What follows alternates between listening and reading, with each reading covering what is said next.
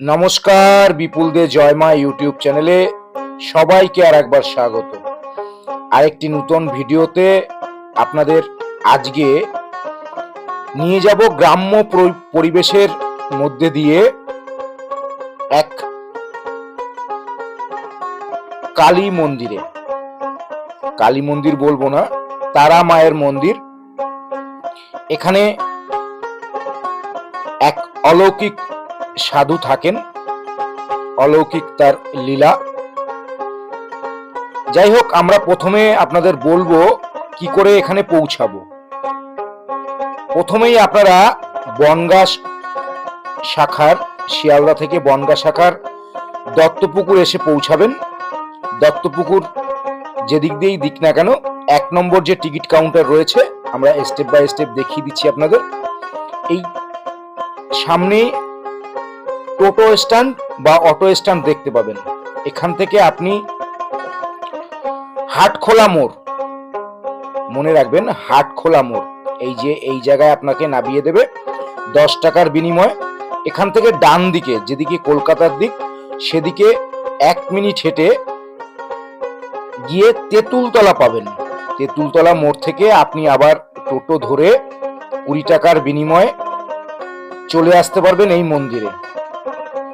সম্পূর্ণ প্রকৃতির মাঝে, গ্রাম্য পরিবেশে এক মনোমুগ্ধকর তারা মায়ের মন্দির।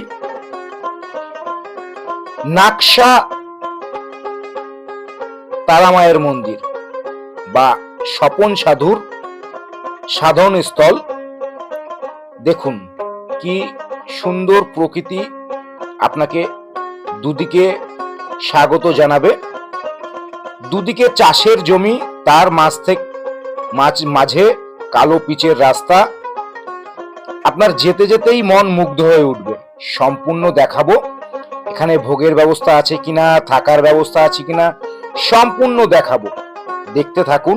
আর দেখতে দেখতে যদি ভালো লাগে তাহলে একটি লাইক, এবং চ্যানেলে যদি নতুন হয়ে থাকেন চ্যানেলটিকে সাবস্ক্রাইব করে আশীর্বাদ অবশ্যই করতে হবে। আর সকল সনাতনীকে বলবো জানে একটু এই ভিডিওটা শেয়ার করে সকলকে দেখিয়ে দেওয়ার ব্যবস্থা করবেন। তাহলে চলুন, আমরা প্রায় এসেই পড়েছি। দূর থেকে উকি মারছে লাল রঙের সুন্দর মন্দির। চলুন আমরা ভিতরে নিয়ে সম্পূর্ণটা দেখিয়ে দেবো আপনাদের। ঢুকতেই একদম মন্দিরের ঢুকতেই বাঁদিকে বিশাল পার্কিং লট। আপনারা যারা নিজস্ব গাড়ি নিয়ে আসবেন তারা এখানে গাড়ি পার্কিং করে রাখতে পারবেন। আর আমার সঙ্গে আজকে এই 2 ভাই, এরা আমাদের ছোট ভাই।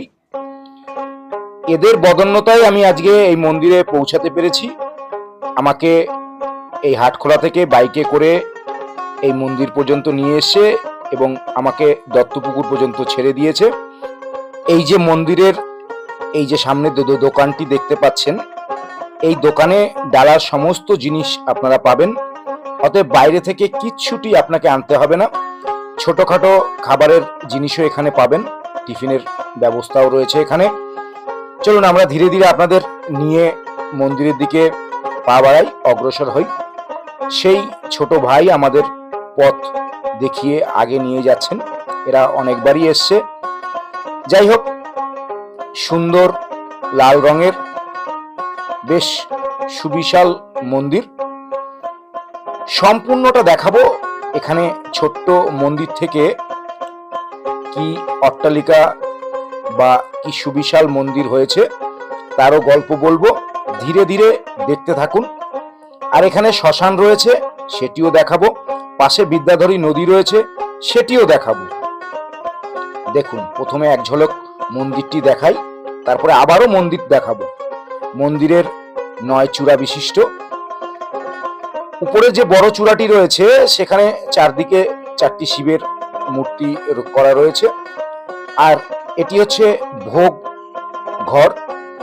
এখানে ভোগের ব্যবস্থা রয়েছে।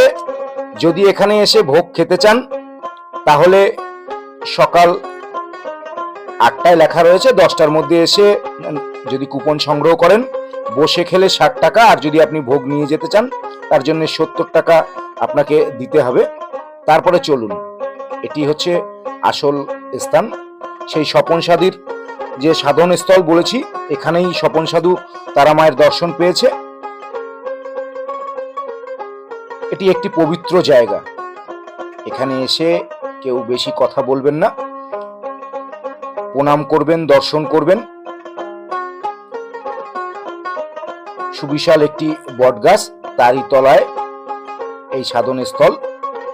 চলুন এবার ধীরে ধীরে মন্দিরের দিকে আগিয়ে আপনাদের সম্পূর্ণ মন্দিরটা আরো একবার দেখিয়ে দিচ্ছি। ধীরে ধীরে দেখুন। মন্দিরের চূড়ায় বলেছি, প্রধান চূড়ায় চারদিকে শিবের ছবি রয়েছে। দেখুন, আপনাকে